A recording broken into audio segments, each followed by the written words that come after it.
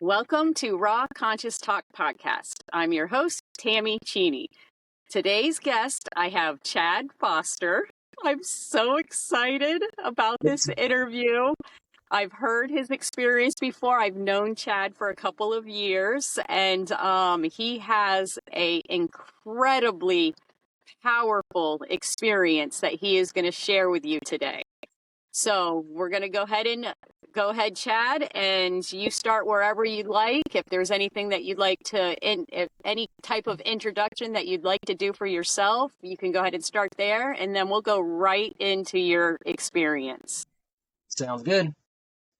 I'll just go ahead and start by letting y'all know I'm Chad Dwayne Foster Jr. And I wanted to put this out front too. You can reach me if anybody has any questions for me or anything. You can reach me on YouTube or Facebook. I go by Chad Foster Jr. on Facebook, and my YouTube, I think, is I'll get to it eventually. I can't remember off the hand, but yeah, I'll jump right into my experience. Perfect. So around March 2021 is when I had my near-death experience here in my home.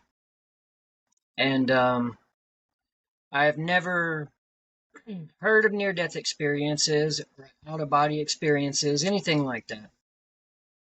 And I'll have to jump back a couple of days to kind of give y'all some details about what led up to this. So, and I always say this, I know I'm going to get judged for this, but, there's no matter if you do everything right or wrong, people are going to love you and hate you. It's just how it is. So, okay. So I was angry with God, didn't believe in God. And I was using a drug, to my knowledge, was ecstasy. And I kept having these two words pop into my mind, what's next? And I had no idea what they meant, where they were coming from. And I soon found out what they meant. I had gotten in an argument with my mom and told her God's not real, God does not exist. And I'd gotten COVID, so we have a spare bedroom in the middle of my house. So I started isolating in this room. And for about 5 to 6 days, because I was using drugs and I had gotten COVID, I was awake because of the drugs. I had no sleep, not slept in 5 to 6 days. And because of the drugs and COVID, I wasn't eating or drinking anything. So probably a little bit of Dr. Pepper. So that was the perfect combination. The being awake for 5 to 6 days straight, and not eating or drinking, and the using drugs was the perfect combination to give me an out-of-body experience, a near-death experience. And I was sitting on the floor against the wall. And these two words, what's next, by this point are so loud and so strong that I cannot think about anything else. There's nothing in my mind. These two words are overpowering me. And I don't know what they mean. Well, I figure out what they mean. They were me as my soul trying to remind me, hey, dummy, there's life after life. There's life after death. You live on, because I didn't believe in it. I didn't believe in life after death. I've never heard of near-death experiences, out-of-body experiences. I didn't believe anything happened to me. And I was trying to remind myself, hey, you're so wrong. You're so wrong. So while sitting in this floor, because of the drugs, the being awake for 5 to 6 days, and the no eating or drinking, my body was dying. I began to die. My organs were failing. My brain was dying. And I seized the opportunity as my soul in my body's weakened state to come out of my body. And as I'm coming out of my body as my soul, I'm sitting in the floor against the wall, and I can feel my soul leaving my body. So I start to look to the right, and right here next to me is this warm white light with a thin warm golden light around it. And I've always called the golden light my halo. It's what it reminded me of. But my soul was a transparent light, a very radiant light, and it was almost like an elongated egg-shaped or pine cone shape. And I am terrified. Right now, at this point, I am terrified this happening. I'm terrified because I don't know what's happening. I don't understand what's happening. So to help put my physical body at ease, what I did as my soul was form my face on it. My same face here, I formed my face on my soul. And the entire time, my mouth never moved that was on my soul. But I was smiling the entire time. And I was communicating with my body telepathically, like direct messaging to my body. And my body, because of my consciousness is now outside of my body went into an autopilot mode, is how I describe it. It's alive, it's functioning, it's doing what it's supposed to do, but the pilot is no longer there. It's on autopilot, just following programming now. And what it was is I had been here reincarnating so many times that I was tired of it. I was tired of doing this over and over and over again. And as my soul, I finally seized the opportunity in my body's weakened state to get help. Is what I told my body is I was going to leave to get help because I was so lost. I was lost. I kept doing bad things. I was a bad person. Was doing wrong. And that is not a way that you evolve. You don't evolve that way. So, I had a near-death experience here. But what happened, where I wanted to go as my soul, from what I understand, I couldn't have a near-death experience or an out-of-body experience because of the tether. And if you know about the tether, you know. So, your soul and your body are one, right? But when you have a near-death experience or an out-of-body experience, and you come out of your body, you can only go so far before the rubber band gets so tight that you're pulled back. Well, I had to have an experience to where that tether was broken. I had to completely get rid of the tether. So, as my soul, I went into a mirrored reality. It was exactly the same as this reality. Everything was identical. It was just a copied version of this earth. This reality, this dimension, it was an exact copy. Only thing was, it was a little different in the sense that there was a me sitting in that floor, and as my soul, I was going to go into that body, and I went into that body. But what I was fixing to experience in that body was different than what I was experiencing here. Here, I was going to continue to live after this experience. In that reality, I wasn't. I went into that body to die. I went in that body to have a death experience. And I was shown that there was an aneurysm in the right side of my brain that was going to kill me. So I could break the tether. There was going to be no physical attachment to a body anymore. There was going to be no tether. So as my soul, I would be able to go as far as I wanted and access wherever I needed to go. And when I tell y'all, I am terrified. I am petrified because I don't believe in life after death. I don't believe in this. I am terrified to die. Terrified. And I'm in this body, and I can see this aneurysm in the right side of my brain, and I'm shown that it's going to burst. And I'm crying hysterically at this point. I do not want to die. I do not want to die. And all of a sudden, this calming, this peace just showered over me like a waterfall. And I was no longer afraid to die. It's funny. I actually said, thank you. Thank you for letting me experience this death.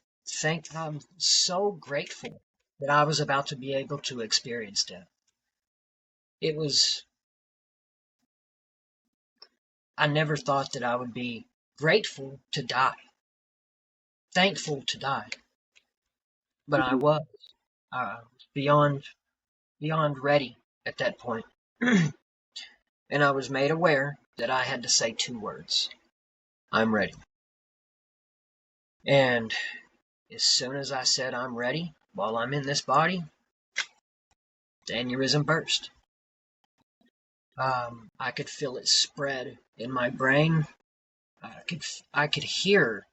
It sounded like air bubbles in water, is what it sounded like. And as soon as it burst and began to spread, I immediately, as my soul came out of that body, and I got to watch the entire experience of it. I got to watch, my body sitting in the floor. I got to watch my body get found. I got to watch all the way until that body was unseen.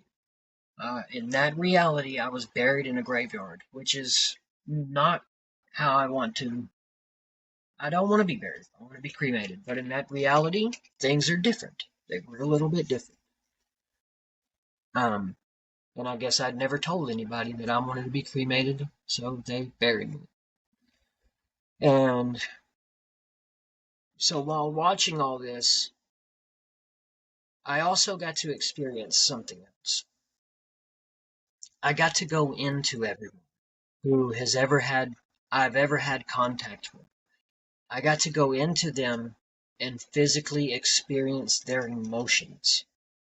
How they felt before they found out I was dead, how they found out, or how they felt when I was dead, and all the way until that body was buried. I got to go into everyone and feel them. And it's weird because time does not operate the same outside of this body how it does in physical matter. And some people say that time doesn't exist. Well, time exists. We can see time operate around us. Time does play a part when it comes to physical matter because time creates change. You plant a seed today, and in 10 years it grows into a beautiful tree. So time plays a part. But outside of this body, past, present, and future, they exist in this current moment. So you can live 1,000,000 years like that.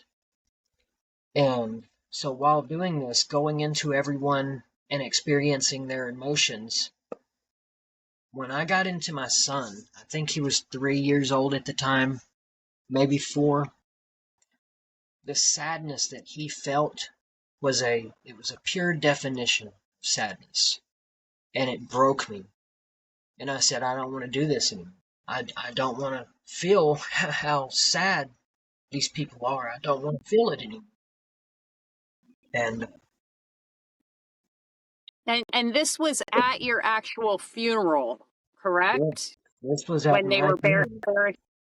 right, when they were burying you into the ground. Your Yes, family was ma'am. there, everybody was there, right? Yes, ma'am. Hmm.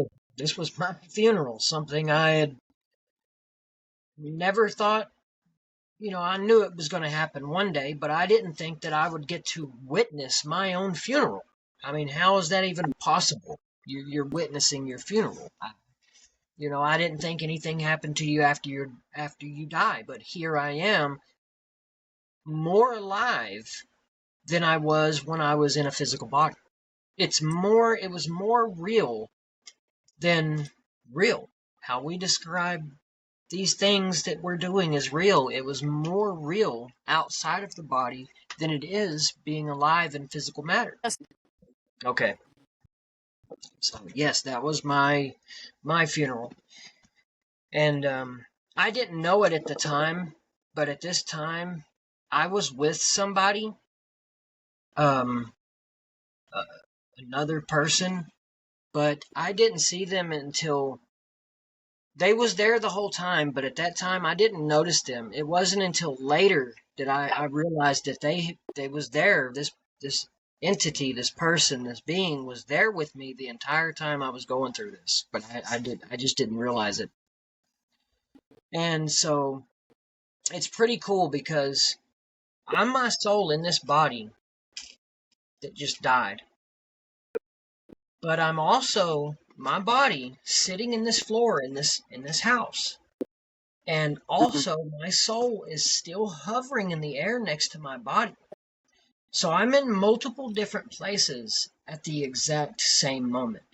But what was really crazy to me is while experiencing all this, and while I am my soul and my body, I can still see through the eyes of my body, and I can see through the eyes of the face that my soul was reflecting. I could see through two different points of view at the same time, the same moment.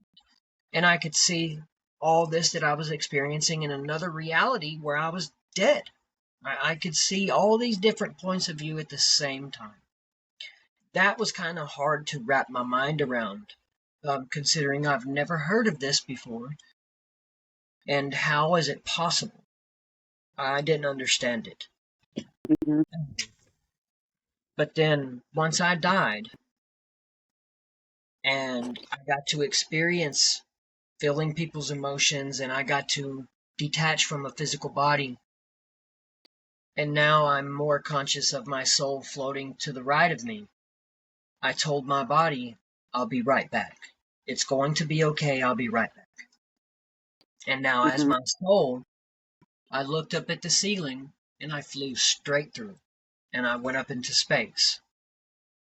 And when I went up into space, I seen a round light that was the same color as my soul, the warm white light with a thin, warm golden light around it. So I flew up next to it, and it just felt like I needed to go here. It felt familiar to me. So I merged with it. And when I merged with this light, everything went white. I mean, a pure, bright white. And while in this light, I felt love. But it's not a love how we can describe here. This love was so warm and powerful that as a species, we don't even have words to describe how perfect and powerful it is. It's that good. I didn't want to leave. And so while in this light, here's these two words, what's next, hit me in this light. And I opened my eyes in this light. And now I realize that instead of this formless mass, I have taken the form of my body on earth, because it was going to be easier for me to understand what I was as the form of my body than for me to question what is the state that I'm currently in? What is this? It was going to help me stay focused. Instead of questioning things that I didn't need to question at that time, I could stay focused on what I was here for, what my purpose was while outside of my body. And so now I'm my body and I'm standing in this light where there's no edges, no corners, no nothing. It's just a perfect white light. And he walked up from the right side of me behind me. And I describe him as a he, but he's not a he. That's just how he appeared to me.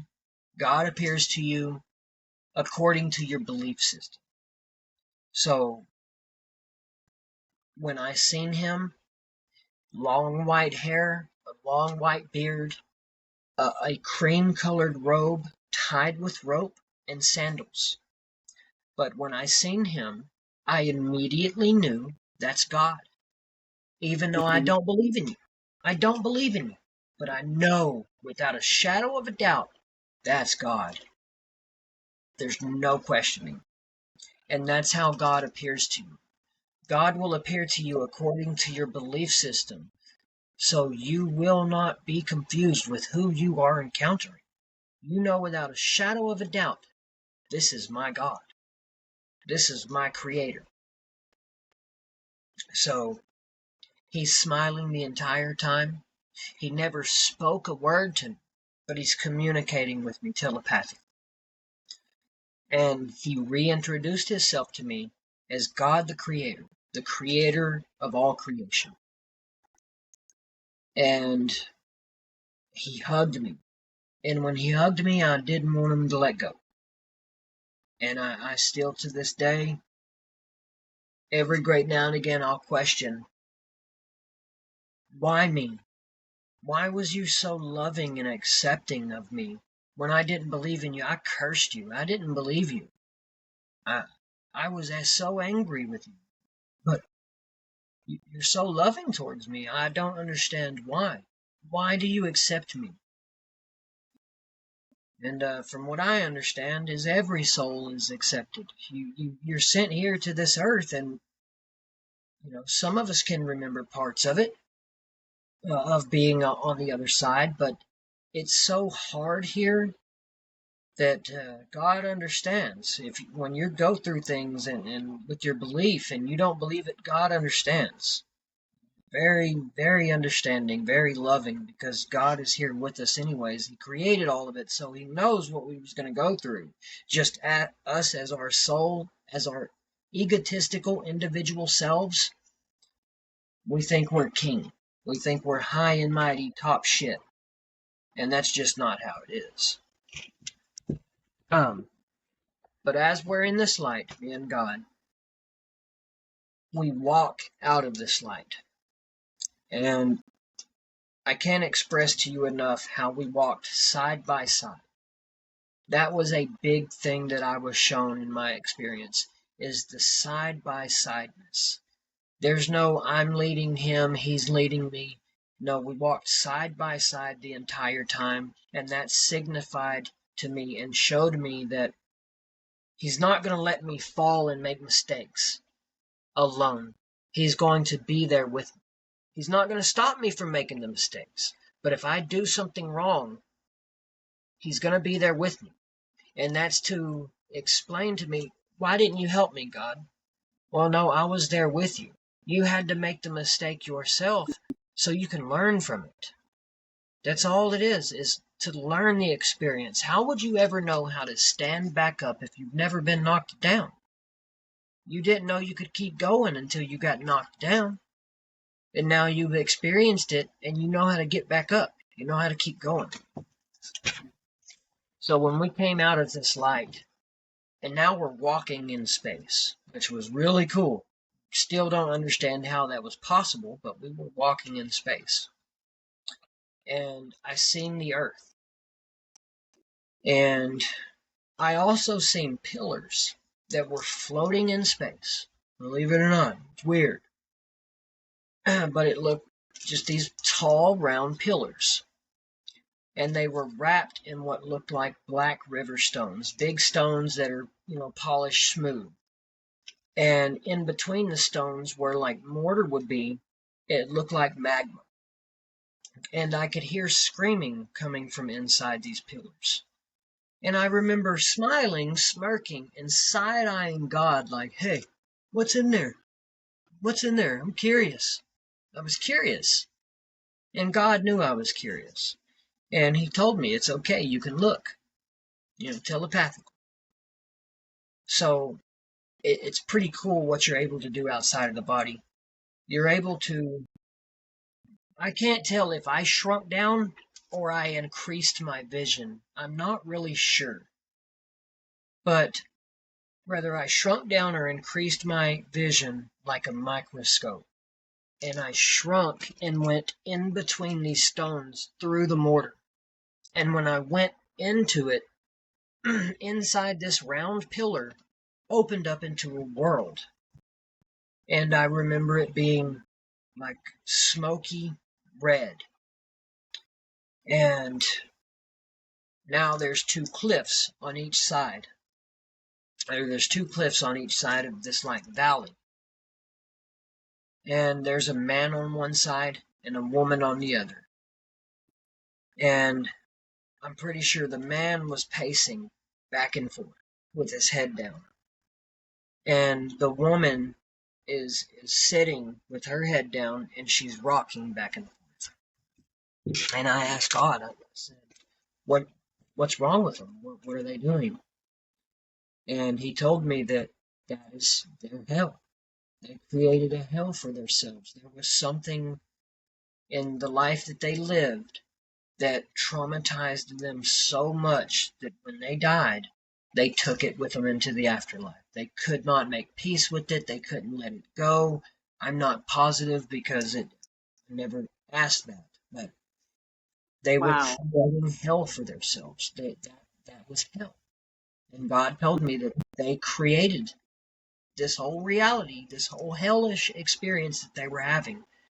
They were creating it. They could not let go of it in life, so they had to deal with it until they could learn in this hellish experience on how to make peace with it or let it go. They would be stuck there. And it's weird because there was two cliffs and they were close together. If they looked across, if they looked across, they could see each other. But because of what they were experiencing in their minds, they would never see each other. They could be standing right next to each other and never see each other because they were reliving this experience, whatever it was, over and over and over. And that's how I found out that hell is real and heaven is real, but you create it depending on your belief system. Because we were Mm-hmm. given free will, and it's one of the most powerful tools that a soul can use. And it depends on what you believe. Manifesting is a real thing. You manifest because you believe it.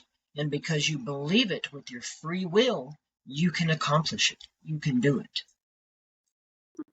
And yeah, heaven and hell, I was shown and seen that they are real and do exist, but depending on what you experience is uniquely to you.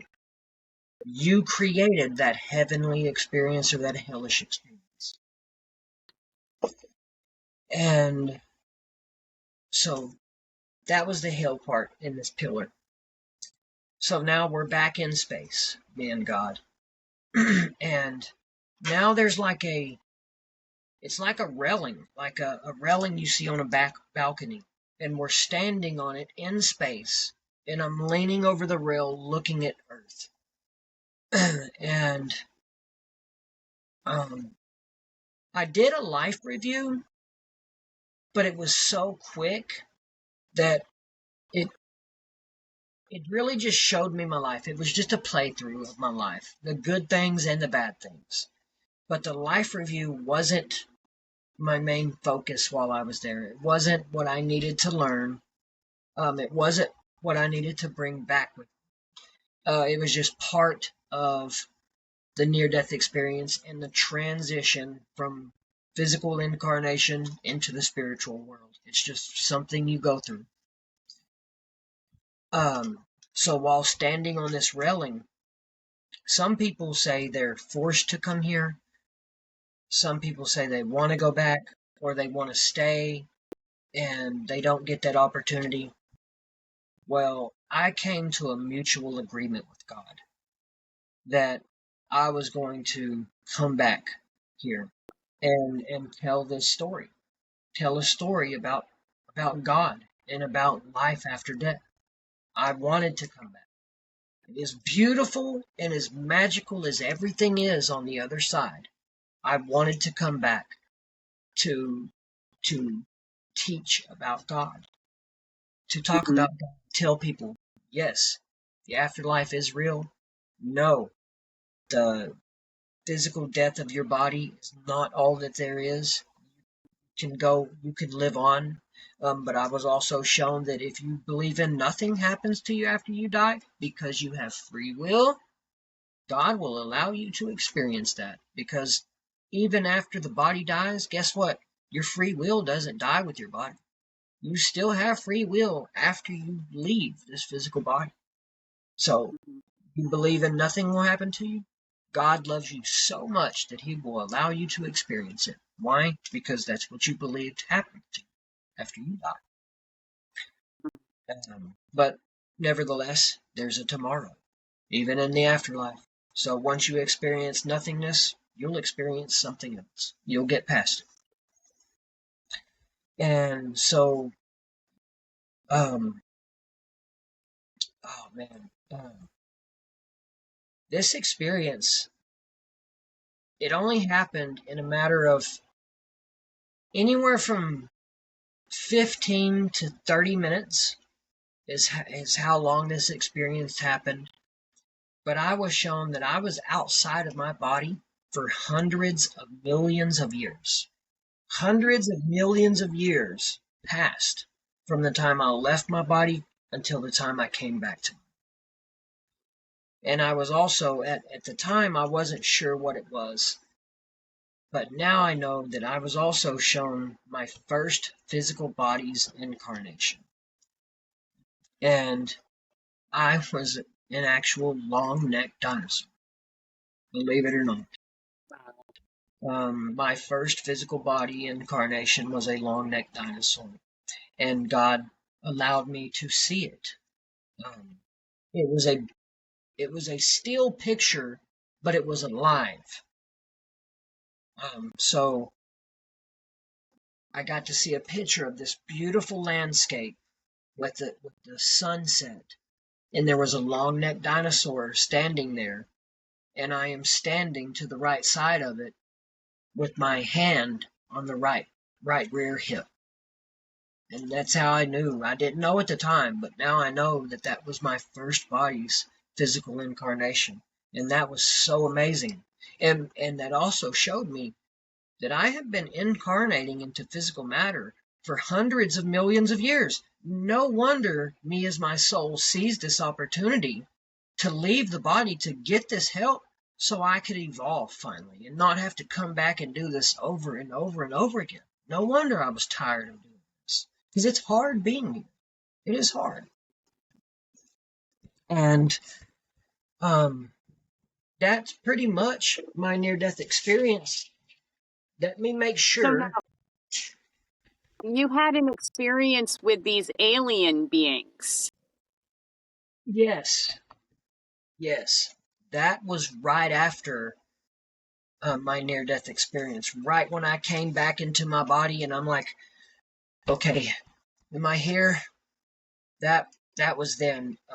I'm still in this altered state of consciousness. I'm still, even to this day, I say I have one foot in the land of the living and one foot in the land of the dead, because that's how it feels. I'm sitting in the floor against this wall, and in the doorway to my right, I see an entity. And when we describe reptilians, that's exactly what this looked like. It looked like a humanoid lizard. And it had its arms pointed out to me with its fingertips pointed at me. And it was a projected consciousness. It wasn't here in physical matter. How we explain ESP or astral projection, reptilians have perfected that to a fine craft. They can send their consciousness through galaxies, dimensions, anywhere they please. They have perfected astral projection. That's what this was. It was a projected consciousness. And what I didn't understand what he was doing. I was still right in touch with God at this point in time, and I'm asking God, what is he doing? And it's almost like I'm getting a script read to me, like I can see a script and it's being read to me. They're so negative. that what they do is they put off a vibration, a frequency in the form of an idea. So they plant this seed in your brain. And if you act on it, you've now used your free will to create a reality in their image. It's no longer, they're using your God-given gift of your free will against you and against God. So and then they feed off of it. The energy that you are, your pure positive power, you as your soul, your consciousness, your pure positive power. And if you create a negative reality, you're giving that reptilian power. They feed off of it. They feed off of carnage. They feed off of your soul. So that's what he was doing. He was influencing me. I was doing so bad. No wonder I was doing so bad. Because this reptilian was not forcing me, because I was choosing to follow his seed. I was choosing to take care of the seed, water it, give it everything it needs, nurture to grow into this horrible reality that I was having. And that's what they do. That was a reptilian. And even then, when I told him it's not going to work anymore, that reptilian followed me around my house for several days after this, trying to influence me, trying to feed me this seed, this idea, so I could act on it and create a horrible reality so it could feed off me. And I told him it's not going to work no more. I done been showed the truth. You can't do it to me no more. But also that same night, I came outside on the porch, and in the yard in front of me, it looked like a shard of glass, but it was barely off the ground. It wasn't touching the ground. It was barely off the ground, but it was, I can't get an exact estimate, but it was 20, 30 foot tall. And it was not straight up and down, but slightly angled. And it looked like it was rotating very slowly, needle thin, and it looked like it had a rainbow inside of it, like it was reflecting light inside of it. And as I'm seeing this, what we call gray aliens, 3 of them came out of this shard somehow.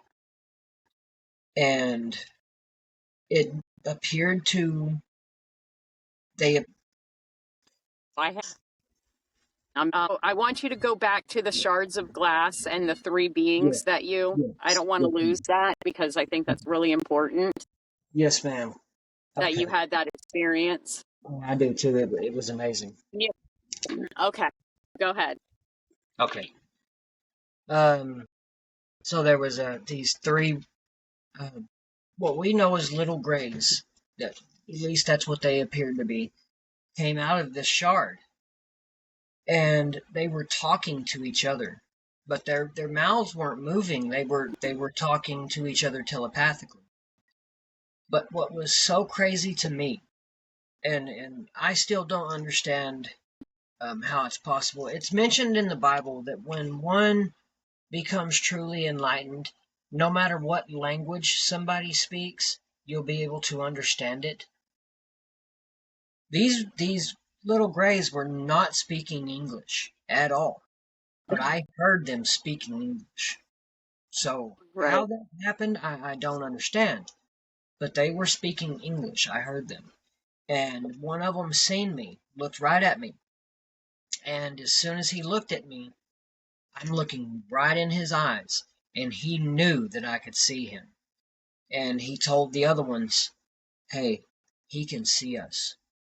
And they looked at me, and one of them is, oh, he can see us.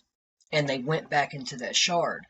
By this point, I have noticed at least 2 or 3, possibly more, other shards. One in front of the house and another one all the way down at the street corner. And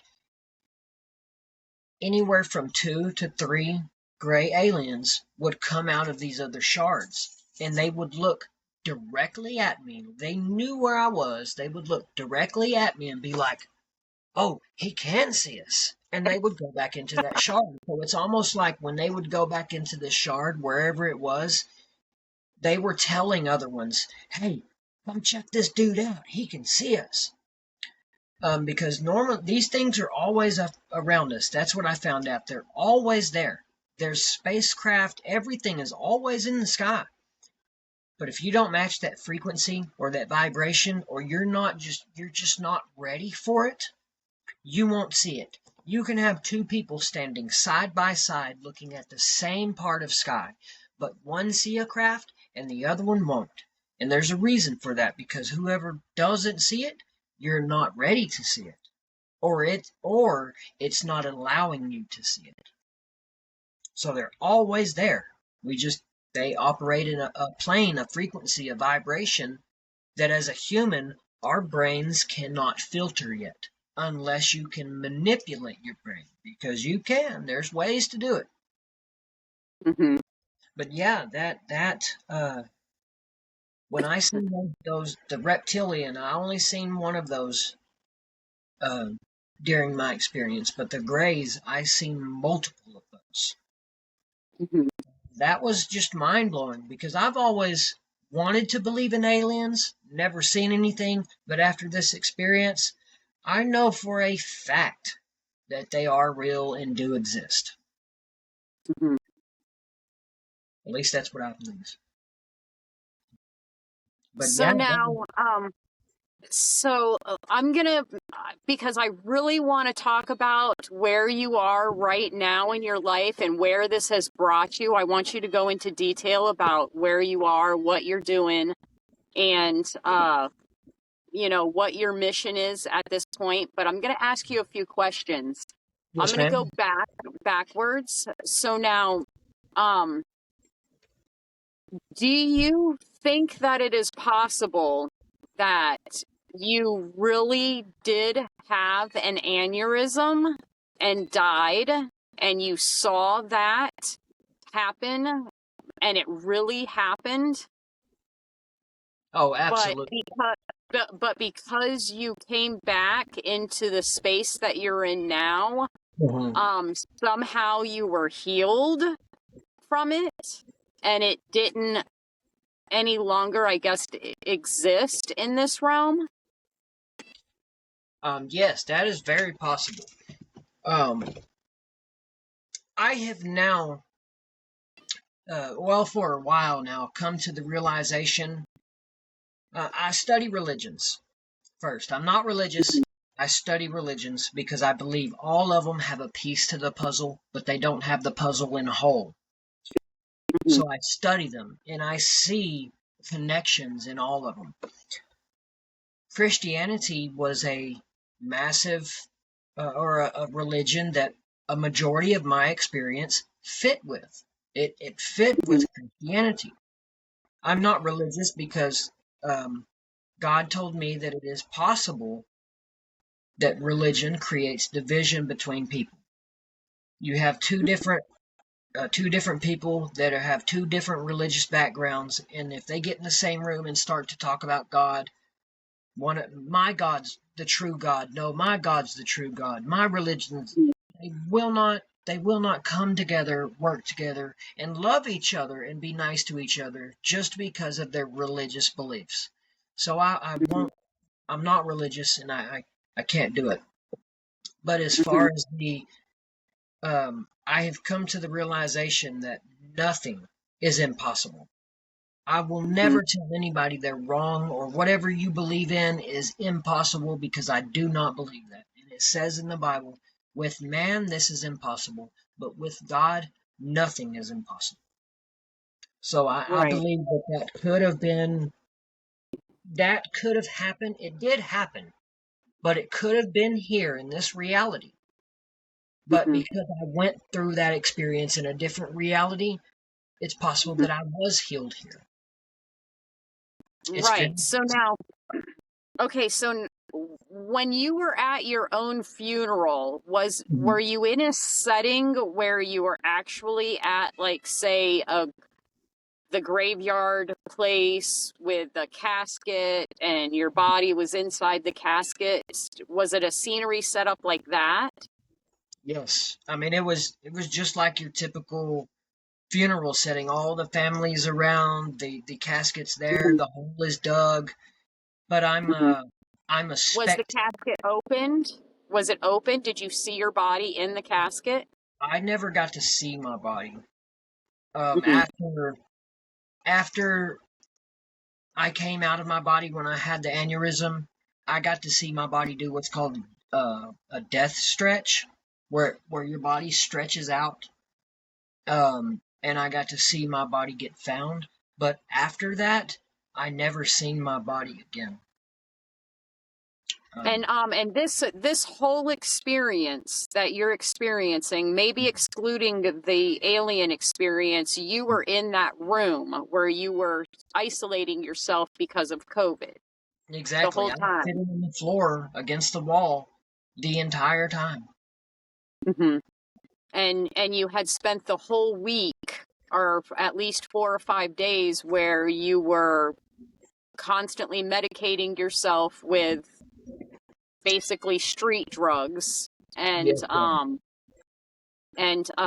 you weren't eating, you weren't drinking, and ma'am. um and that's what basically brought on your experience. Yes, I was. People call it fasting now. Where you Mhm, don't eat or drink or.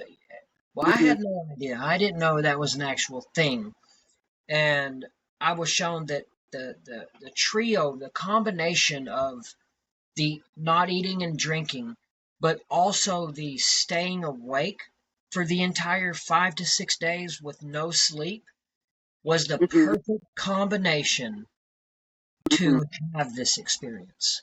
And on top of that, I added um, a street drug, a narcotic into my system that mhm, it was just a perfect combination. The drug was messing my insides up, and because of the not eating, the not drinking, and the no sleeping, it was causing me to die. It was causing my organs to fail. My brain was eating itself because of right. no food, no water, no sleep. I was dying, and it Yeah, was the that's why I perfect was combination. yeah, that's why I was wondering if you may have possibly actually, because you were in that room alone, nobody was in there with you, that you could have possibly actually had that brain aneurysm, but through the experience and when you came back healed. Yes. And mhm. And so now the experience with the shards of glass and the aliens, now was that after you left the room and now you're outside, or is that still all happening in that room? But the reptilian happened in that room. I had not moved or anything yet. I just came back to my body, and I'm like, I'm not feeling myself, but I'm sitting there like, what just happened? Mhm, And that's when I looked to the right and noticed him in the doorway. And mhm. the little grays, that was the same night, but I can't tell you how quick it happened. If it happened 5 minutes after I got up from sitting in that floor, or 5 hours after I was sitting in that floor, but all I know, it was the exact same night. And so now you left the room though, or it was all happening in that room? Yes, I physically left the room. Hmm. Bam. Okay. All right. I'm gonna hold the rest of the question. I'm gonna let you go ahead and say what you were gonna say. Okay. Um, yes, ma'am. I'm trying to make sure that I got everything because I don't want to leave anything out here. Um,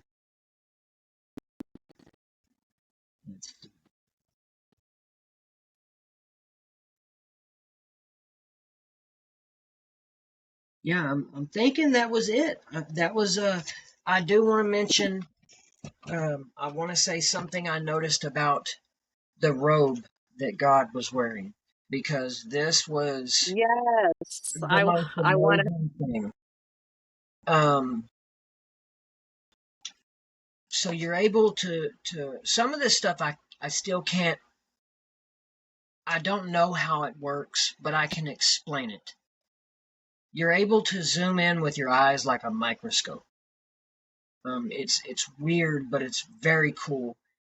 The robe that God was wearing, when I zoomed into it, you can see the fabric where it's woven. And each little woven fiber, I zoomed into it and went inside of it. And each little notch, when you go into it, opened up into a world, a universe. He wore all of creation, all of life was woven into the fabric of this robe that he wore. He wore literally all of life, all of creation was he was wearing it as a robe. Mhm. That was amazing. Wow. That just showed Wow. me that's the reason that God knows everything and God is everything because he has all of creation on him. Mhm. And now when you say God, uh, Mhm. do you mean Jesus or do you mean how what is Well, the separation? Jesus to me, I know a lot of people say that Jesus is God or was God, and I believe that we're all God. We're all a part of God because everything is created by God. Everything comes from God. Um, Now, when I seen him, I don't know specifically what Jesus looked like back then. He didn't introduce himself as Jesus. He introduced himself to me as God, the creator of all creation. Do Okay. I believe that they are one and had at the time two different identities? Yes, that is a possibility to me that God did come here to earth as Jesus to try to teach people a new way of life. I'm a firm Okay. believer in that. Hmm. But at the same time, you also believe, if I got this right, that we are all God. We are all one. We Yeah, are all the I am. Hmm. yeah. It's just Okay. the human has the human can have a lot of errors, and I was shown reptilians. This specific species has been on Earth since life began. What they try to do. The point of life is to evolve, is to evolve, to grow. What they do is they try to manipulate you. They try to influence you. If I believe in God, but I never had anything to test me, how would God know that I was being genuine? How would God know that I'm following Him wholeheartedly without having any distractions? So reptilians test you. And if you are able to, I'm not falling for it and follow God, that's a way to show God that you truly are a follower. You truly are one with me. The reptilians, what they try to do is not only do they feed from your positive energy if they can manipulate you and create a influenced reality, a reality in their version through your free will, but that's one of their purposes. What they were created to do is try to hinder you, and they want to keep you reincarnating. They want to keep you coming back here because if they can keep you reincarnating and coming back here, well, they know they got it won. They know they can influence you and steal your power. They can feed from you. So that's what they do. Hmm. So now, is it safe to say that you have become sober now, or shortly after your experience? Did you still partake in the recreational or whatever you were I taking at did. that time, drugs? I did.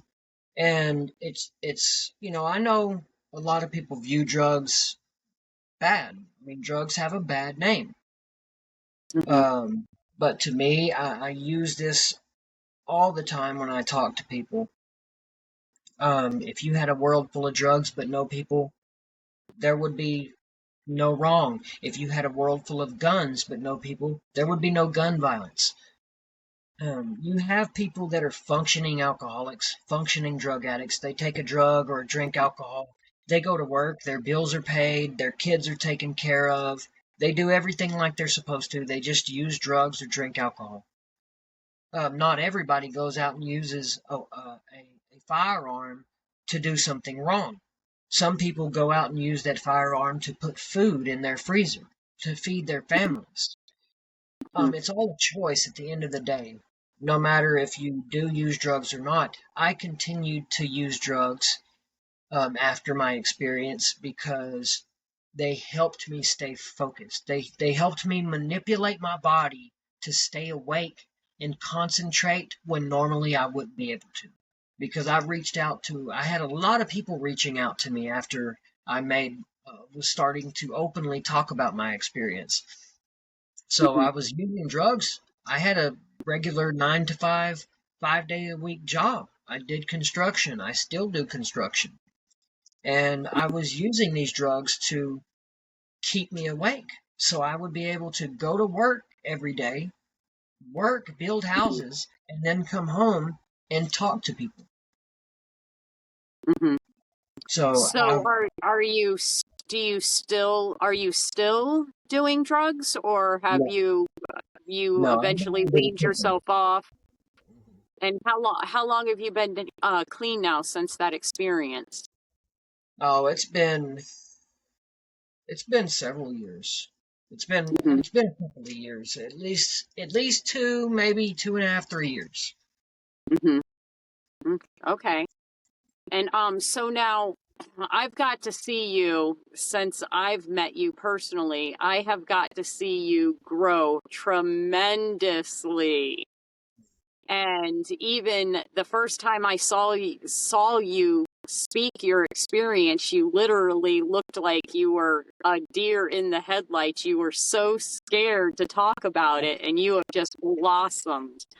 So I'd love for you to talk about, where you are now, what you're doing in your life, and what it's done for you, since coming to where you are in this point in life. Yes, ma'am. Well,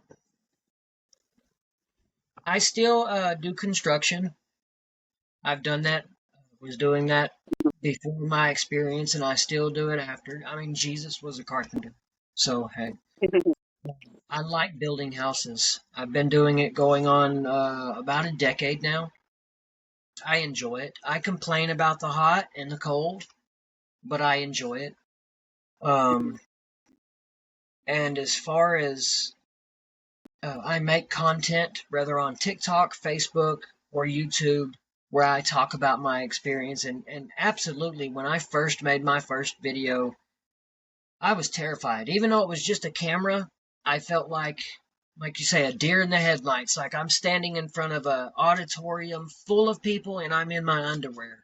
I was so nervous and so afraid. But, it took a while to grow into what I became.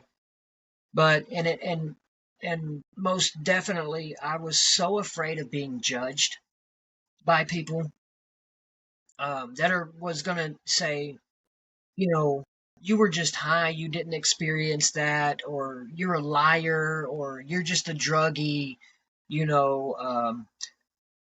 After a while, it takes time, but no matter if you do everything right, 100% right, or you do everything 100% wrong, you're going to have people that love you and people that hate you. So my recommendation to you is, to the people that hate you, do not give them no energy. Do not give them no peace of mind.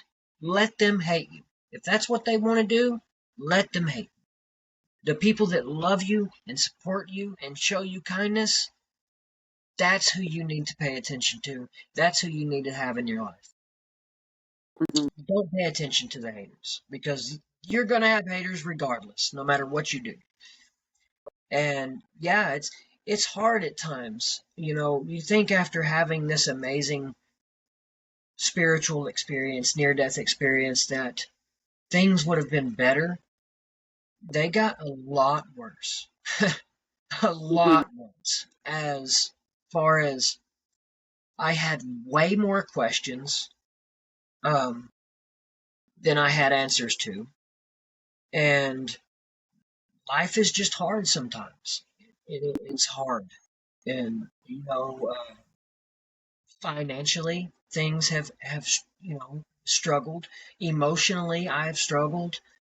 Um, Physically, I've struggled, and I don't understand why sometimes, considering this beautiful experience that I've had, and still have to this day, because I used to call myself a channeler. Hmm. Um, and if there was a soul here that asked me a question, and you're the right soul and the time is right, timing and you being the right soul is very important. But you ask me a question, it gets channeled through me to the universe, the question gets released, and then if the time and you are the right soul, the answer gets released through me. I have no idea what I'm going to say, anything. It just comes through me. But if it's not the right time or you're not the right soul, not even I get to know the answer. And the same thing goes for me as well, because I also have questions that I'll ask to God sometimes. I'll release into the universe. Sometimes it takes days, weeks, months. Some questions I still haven't gotten answers to. But sometimes, as soon as I'm asking the question, before it even leaves my mind, boom, the answer's there. It's Hmm. already there. It's as if it has already existed. It was just waiting for me to ask. And but yeah, I've come a long way uh, mentally from learning how to just live. It's hard sometimes living as a human, especially when you have different struggles. It's hard, and your ego wants to get in the way because you want to be in control. You want to say, "I run this life. This is me. I do this." But no, you're just experiencing it. You do make choices, whether you want to go left or right. But at the end of the day, it's still just you got to experience it. Whether it's good or bad, you're going to have to experience it to learn from it and what it means to experience it. So, yeah, I've come a long way since day one. And you have this extremely large collection of books. Let's talk about that Yeah, for a moment. absolutely. Absolutely. So, I've never been a reader. I hated reading. And I was it's I was told to start collecting these books. And it's because what is in these books that I have, um, it's almost like I can remember reading them, I can remember writing them, and everything that I've experienced. Maybe it's worded a little bit different in these books than what I say, but if anybody's like, where do you have proof? Where have you heard that? Or that's crazy. Nobody's ever said that. Boom, here's a book. Here's a book that says the exact same thing to you that I'm trying to explain to people. Here's a book. You can find that information right here. And so yes, I started collecting these books on different religions, from Dolores Cannon to the Quran to Buddhism, Hinduism, because I needed physical copies of the books for some reason. I had to have physical copies. But yes, I started reading them, and just to have them in my collection for if somebody asks me, where did you get your information? Where do you know this from? Here's a book I can recommend. It's not that I read it in the book, but if you don't believe me because I'm a drug addict, God forbid, you don't want to believe me, here's another author that maybe is more creditable for you. You can believe them, Hmm. you know. Because if two people are saying the exact same thing, is it a coincidence? I don't believe in coincidences. But yeah, it's a lot of people want to judge me and don't believe me because of my past. They want to judge me on my past as if I can't change. But that's the great thing about being human is we can change. So Right. So now, and in all of your experiences of dabbling in these drugs, you've never had an experience like what you had in that room. absolutely not. I was using this drug for well over a year and never had any hint of having something like this happen. I've used these drugs even before, used a lot of drugs throughout my life, and never had anything. I mean, up until my experience, I didn't believe in God. So, I mean, you know, uh, now am I saying that these drugs, uh, these drugs can't cause this experience? I'm not saying that at all. Um, but I do also believe if you look through ancient cultures, I have books on this. If you look through ancient cultures and ancient civilizations, and even modern day different cultures and civilizations, so called medicine men, witch doctors, different spiritual people use mind altering drugs to get into a trance like state to be able to communicate with God. I mean, there's a drug Right. called ayahuasca where it's literally translates to the plant of the gods.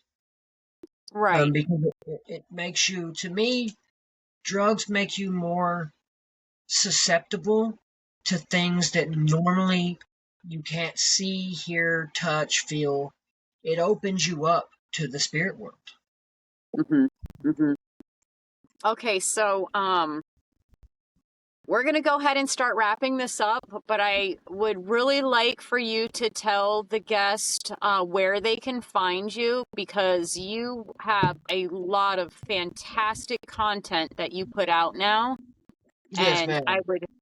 I would really love for them to be able to how they can contact you, where they can find you.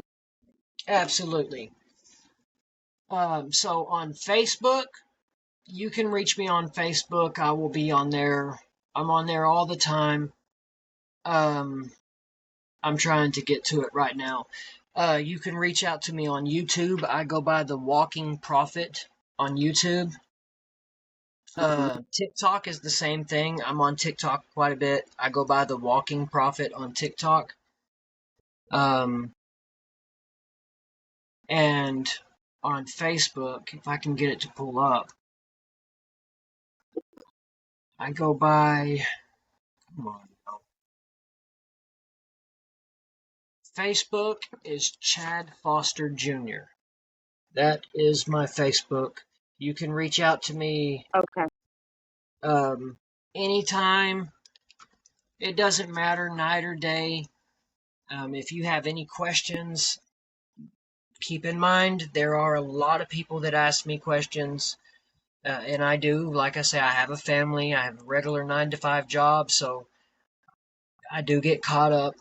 But I will get back to you as soon as I can. Mhm. Okay, so all right. Well, let's go ahead and close out for tonight. And I just want to thank you, Chad, for coming on. Your Thank you. experience is extremely powerful. I'd also love to thank the guest for watching. And if you've made it to the end, I would love to hear from you in the comments. Your words of encouragement mean a lot, not just to me, but to the guests who come on and share their deeply personal experiences. These are real people and they do read your comments. The best way to support the podcast, hit that like button, subscribe if you'd like to see new videos that are posted, and share, share, share. Until next time, stay conscious and stay curious.